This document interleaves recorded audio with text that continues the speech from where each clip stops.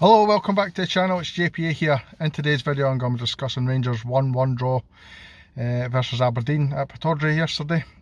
If you're new to the channel, please think about hitting that subscribe button, hit the like button as well, and we'll just get straight into this video, guys.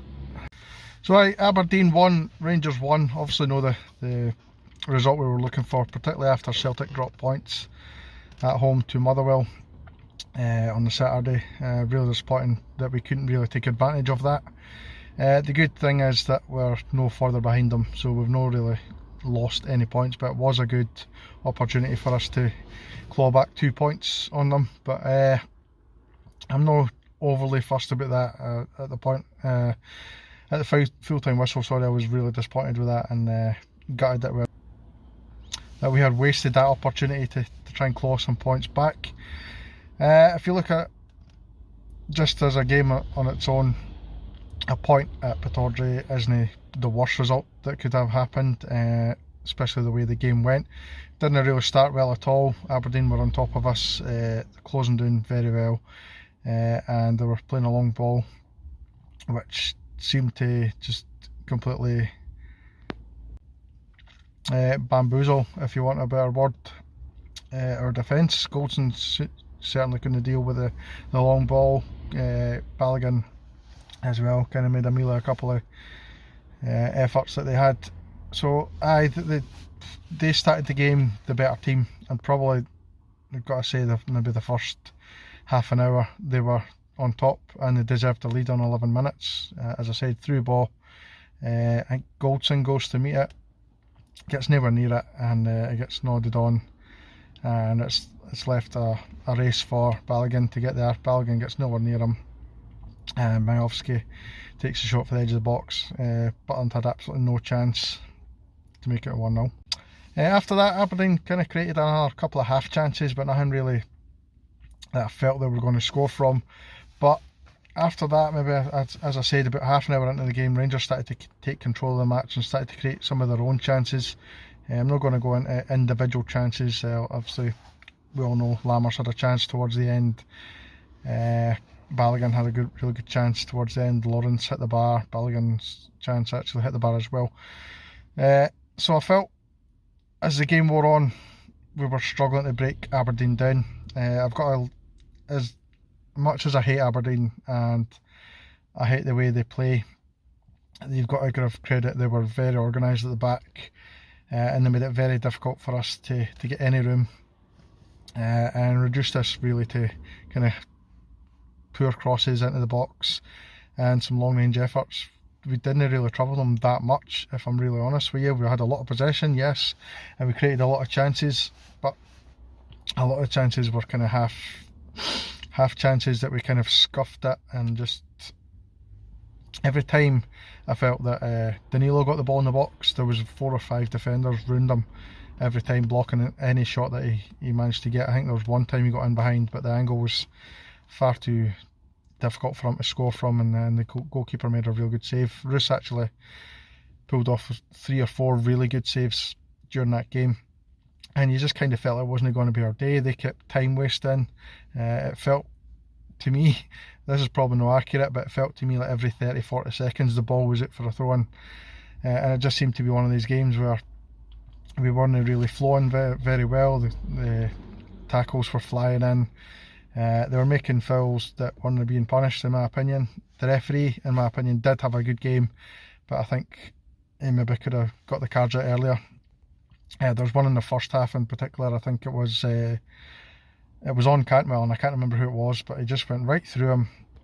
No attempt to win the ball whatsoever, and the guy got a talking to. For me, it's a definite yellow card. It's one of the cynical fouls when the team's kind of breaking away, and it should have been a yellow card for me. And then another one in the second half, I think it was Devlin, again on Cantwell. Really poor tackle. He was given a yellow, but it was a reckless tackle in my opinion. Could it have been more? Possibly. I'm maybe just clutching at straws with that one. But I've got to say, give credit to Aberdeen. As much as I hate saying that, they did well, and they dug in deep. They frustrated us, as I knew they were going to do. Obviously they were going to come out and play better than they did against Celtic. That was quite clear. But we need to stop moaning about that and complaining about it. Yes, it happens, but we've got to be better, and we've got to realise that we need to take our game to them and not the other way around. And I think that's what pretty much happened in particularly the first half. They dictated the way they were playing and the way the game was going, which is obviously disappointing. I've seen people on social media blaming Clement for this result. I think that's absolutely mental. Clement has nothing to do with this result. I thought we created enough chances in the second half to win the game, and it's quite clear that we've not got maybe as good a squad as we think we have. CJ Nova had made a great point that he pointed out Majowski, who I think is a fantastic player, and I would sign him right away. That likes of him and Shankland probably let's know turn our noses up to good players just because they're playing in the same league as us. I don't think we really should be doing that, and if you do think that, then kind of think of, I'll give you a few names here: Chris Boyd, Stephen Naismith, Billy Dodds, Kenny Miller, all great strikers that played for us, who also played for other teams in Scotland, and I think we'd be silly to turn our noses up at these kind of strikers. So I'm taking a wee bit of CJ Nova's video here and reiterating that point. I really do agree with him that we really should be looking at these types of strikers who can score goals. We seem to be lacking in that area. I would say Danilo is a good player, and he deserves to be in our first team. But you look at Dessers, who wasn't even taken off the bench when we needed a goal, which kind of says it all. Lammers, terrible. Again, I thought Lawrence had a reasonably good game. Cantwell, his dive in the first half was embarrassing, and he's got to stop doing that. So actually, Lundstrom had a reasonably good game, and also Tavernier, I'll have a lot said about him again, but he had balls to step up and take that penalty at the end, which obviously we have to get a penalty. We've paid for him in advance, Celtic fans, so you can't grumble about it. You do the same. So we've paid for these penalties and we should be getting them. Nah, and all jokes aside, I think it was a penalty.